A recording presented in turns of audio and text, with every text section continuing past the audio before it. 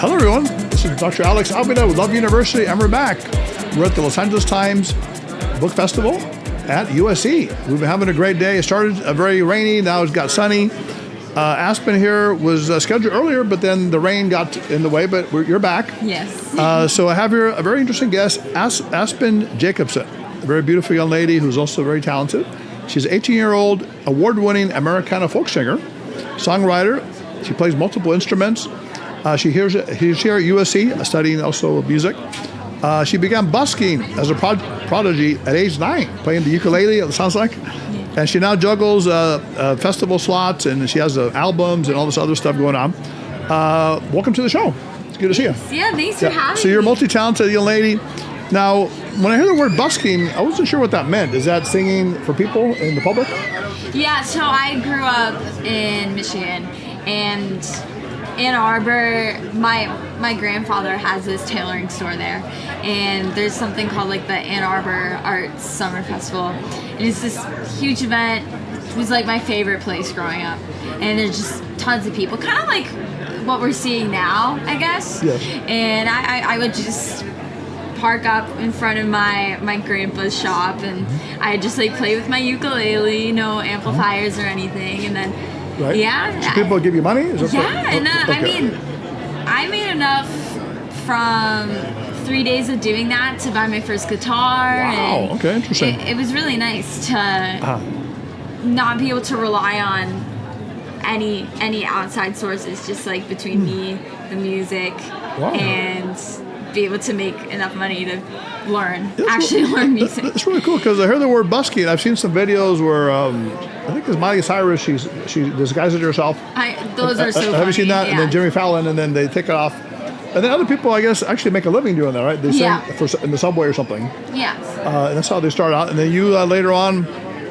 Now you had no family influence. You don't have musicians in your family. No. So are you just gifted by some spirit, or I mean, how did you become a singer in a way like you are? And, that's what my parents like to say. They're okay. like, oh my gosh, she's gifted. But I think really I was introduced to the arts from a young age by my mom. I did like a lot of competitive dance. I was really into opera. Wow. And then I just middle school around, I started opera singing or just listening to opera? Opera singing. Yeah. Oh, okay. I was in the Detroit's, the MOTCC, it's called, Michigan Opera Theater Children's Chorus, and we did a few like main stage operas where I'd just be like one of the kid extras in the back, but it was so magical, and to be on such a big stage and just like a sea of people, you know. But so then from there I started writing my own music, and that's when I kind of found my identity, because before I was acting mostly, and I was pretending to be other people, and I hadn't really found myself either, and I'm still finding myself. I mean, everyone's still finding themselves. 18 years old, you seem like an older soul. Yeah. It sounds like. Well, actually, I'm 19? Now 20. Oh, okay, 20. Yes, okay, but still an old soul, right? Okay. But yeah, still an old soul. You're pretty petite, so I was wondering. I am, yes. All right, that's nice. So now you come up with an album, I guess, or is that what they call them these days? Albums or EPs or something? Yeah. Arsonist Daughter. And when I hear the word arsonist, I think of fire. Is that a metaphor, or how did you come up with that? Definitely. I feel like all the songs relate to fire. You could call it a concept album, I guess, but it wasn't super intentional. It just kind of came about as that. And it's really funny. I'm now in this new stage of writing music where it's mostly about water. Oh, okay. I don't know. It's just going through the elements, I guess. Okay. But was fire like something powerful? It was anger. The anger. Okay. Yes, it was a lot of anger. What were you angry at? If you could say that. I wrote all those songs in high school. I started going to this boarding school. I was away from my family for the first time. Okay. Was there a boy involved? Did somebody? Yes. I had a boyfriend. He was awful. Oh, okay. So anger from that, maybe. Anger from that, and also just this independence that I hadn't had before, and there was freedom in it, and I was questioning a lot of things. I was questioning like religion, like sexuality, ethics. Yeah, it's basically like a coming of age album. I see. And what about those elements you question, religion or sexuality? What was that going through your mind? well, like with religion especially, I mean, I went to Catholic school, and I'm like Armenian Orthodox. Right. And I also I've dabbled in other areas, and one of my biggest mentors, his name's Bruce Lang. He's so spiritual, but he's not very religious, and so I just was like, like why are people fighting wars about the same thing? And it all sounds the same to me at heart, which I mean maybe was a young way of looking at it, but I mean I've studied the Bible and I've studied those systems. Right. So you're thinking, why do people create wars from religion, kind of idea? Yeah. Or I have a song called Damn Dynasty, which I guess I feel like it kind of speaks for itself and what it says about religion. It's hard to put it into words that are in is the there song. a lyric that goes with that or something? In the clouds watching from heaven, the ruler of a damned dynasty, while we wage wars based on his presence. Can't you see the irony? And how does it feel when you're only praised because no one wants to be the devil's slave?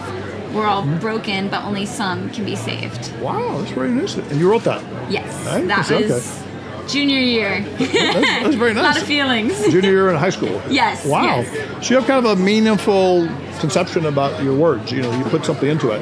Oh, 100%. when you write. Everything has to be intentional, And relationship-wise, were you going through hard times with boys or something going on? Yeah, I mean, I'm always going through hard times, and I mean, honestly, I was mostly going through hard times with my like family life and my home life. And my mom and I, for example, like we have a very close relationship, but it's very passionate and we're very similar. We're always clashing. The Armenian mama? Yes, So yes. they're kind of like, I'm Spanish as well. She has so much love. Oh. And it's just It comes out very your heart. powerful. Oh, I yeah. see. And then dad-wise, is there a dad in there? Yes, my dad. Yes, my dad he's so sweet. He's easygoing. Like the daddy's girl type or the daddy's thing? I love my dad. He's like so nature is also a huge part of like what inspires me in my music. Okay. And he taught me about like magic and like fairies and all the mystical sides of life, and to dream big and follow what I do. And he'd take me out on hikes. That's really nice. So a lot of inspiration and like from my parents. From your parents, motivation. Now, in terms of mental health issues, do you cover any of that? Like, I know there's anxiety or something in some of your lyrics. What is it? Yes, I have anxiety and depression, but I feel like everyone does at this point. Right. But are you open? Now, what do they call your generation? Are you a Z, or what do they call you these days? I don't even know. Do you know what that is? Gen Z? I don't know. Is it Gen Z? Or, It may be. Because I heard that they're interested in therapy for some reason. Like, it's a new thing that they're open to it. Do you know about that? Therapy? Yeah, like they actually like the idea of therapy. Like going to therapists. No, I've been through therapists. Okay. I've been through some good therapists and some not so good therapists. But you're open to improving your mental health, like. 100%. So you believe in that stuff. Yes. And do any of these songs connect with any of that? The mental health issues that we talk about today, Definitely. like sadness, loneliness, I don't know, whatever it is. I have a song called Dear Brother that's out, and that's about my brother, and he struggled with a lot of like mental health issues as well, and harboring guilt for that. So it's basically about loving someone who you can see struggling and feeling guilty like you're not able to help them. I see, okay. Yeah. So that makes sense. But I have a lot of songs like that. Like Arsonist Daughter, which is kind of inspired by has inspired like the title of the album, is about my relationship with my family as well, which is very complex, but very So you're kind of very sophisticated at a young age about psychology a little bit, like some of the topics that come up. But you seem kind of happy. You laugh a lot. Are you pretty happy? Today. Oh, only today. Oh, okay. No, yesterday I was crying. Oh, because of something else? I'm always crying. Oh, emotional. I'm an artist. Oh, there you go. That makes sense. It's very up and down. It's a roller coaster. Well, you mentioned something about a chameleon in one of your things. Tale of a Chameleon. Is that something? Is that kind of like you? So that was about that ex-boyfriend. Oh, okay. That came into the picture. Was he cheating on you? Was there some problem or something? No, he was just a very lost soul, I guess. Oh, okay. And it came about because I was visiting his family, and I was like 2 a.m. I was up late with his sister, and she was like, you know, like, you really look like something. Like, you look like a chameleon. And I, like, really took that to heart. Oh, okay. And that night I was thinking about it. I was like, a chameleon. I was like, do I really? And then I kind of, like, took it metaphorically. Like, I was a chameleon in the relationship. Wow. And I just noticed it was less about him and less about others and more about myself and how I was kind of transforming myself for someone else. So Yeah, I always wondered if songwriters, they take personal stuff like that and make it into a song. Like relationships or, I don't know, whatever it is, right? You transform it, right, into something positive, maybe. Most times, or sometimes it's just angry. Sometimes you're pissed off, right? Okay, Yeah. but you write about it in a certain way. But now your music, is it called folk music or something? I call it folk.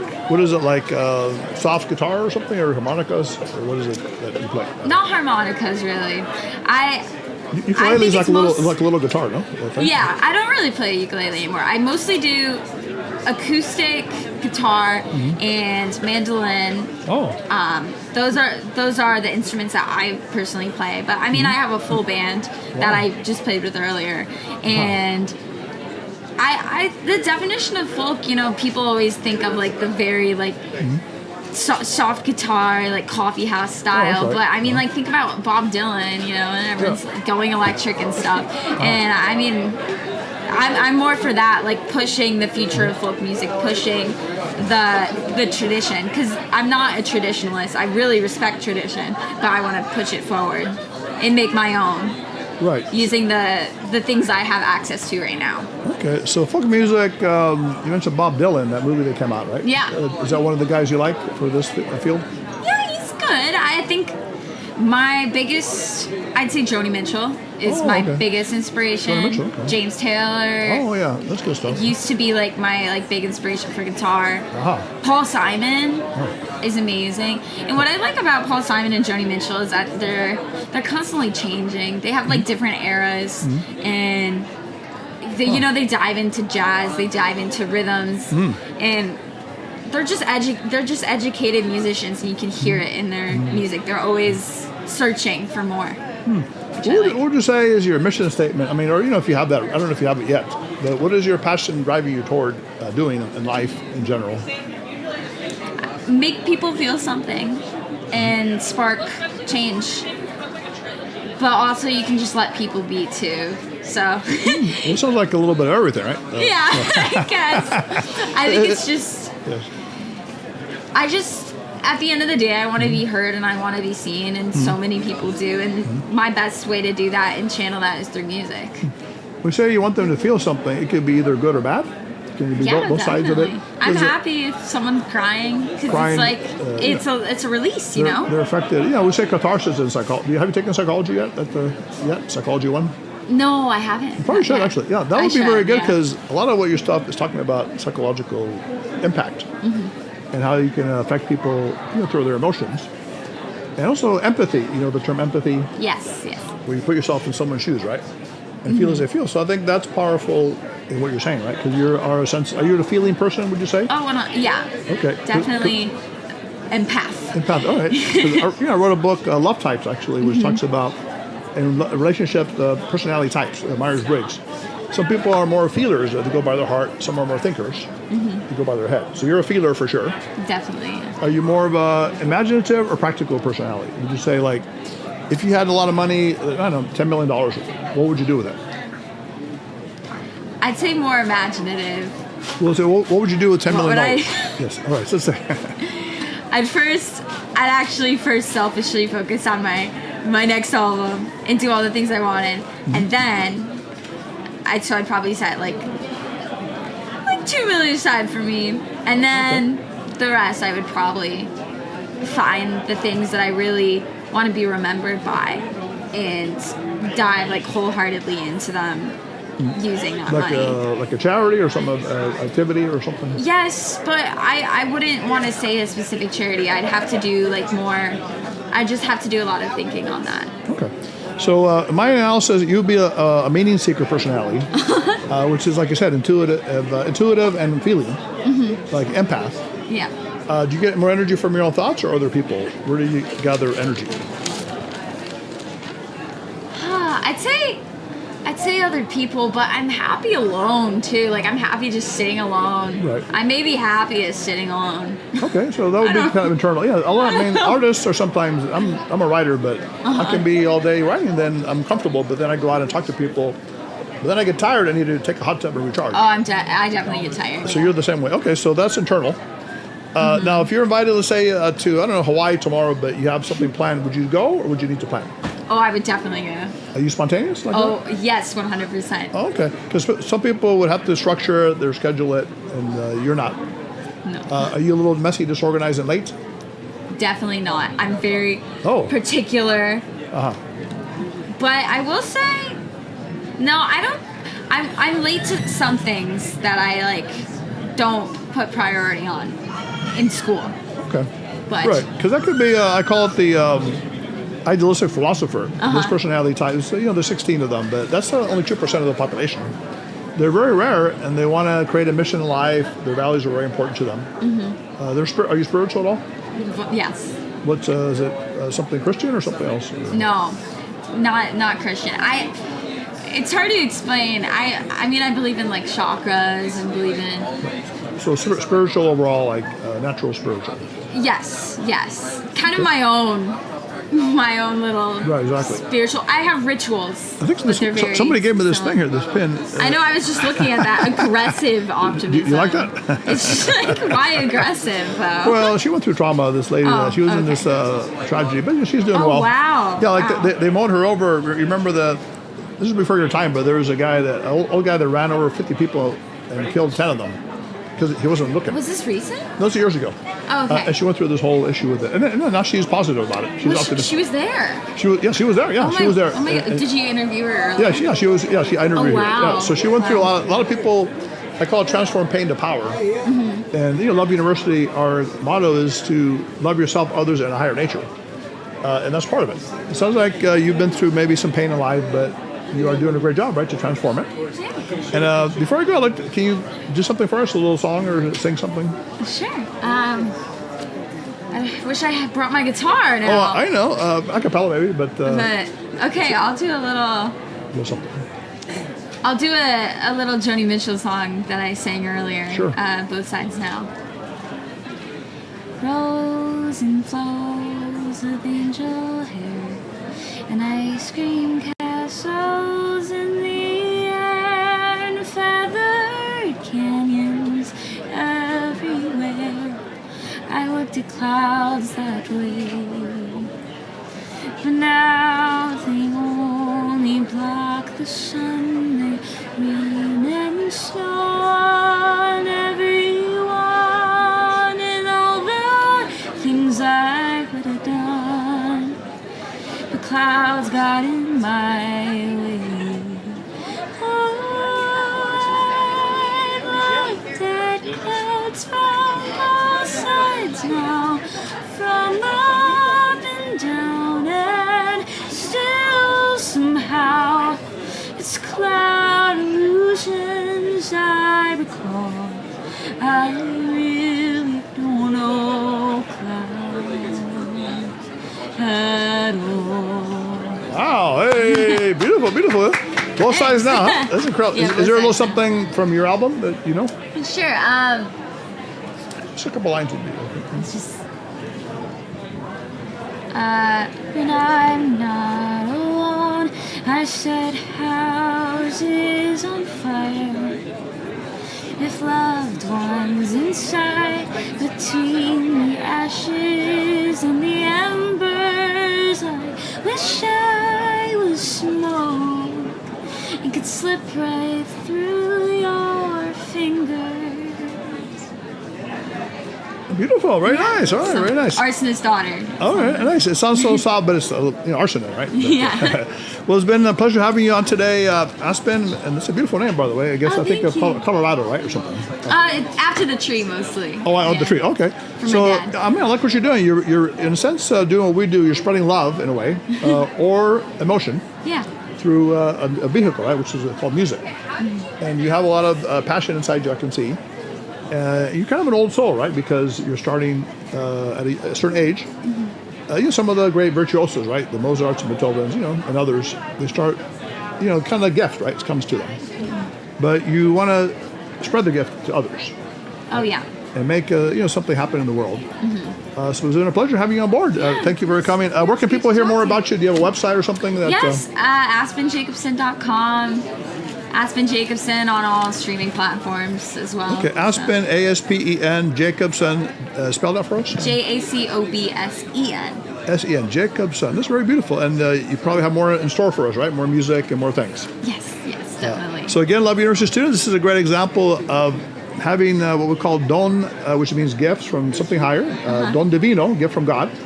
All of us have a talent. The key is to believe in it, right? And some people don't. It takes them quite a while. But you started at a good age, right? You believed in your talent, right? You expressed it, and there's love that's going to come back in many ways. So I really encourage all your Love University students to do the same. Find your love, talent, and express it. Until next time, this is Dr. Alex Avila. Put away notebooks, your iPads, your phones. Class is now dismissed.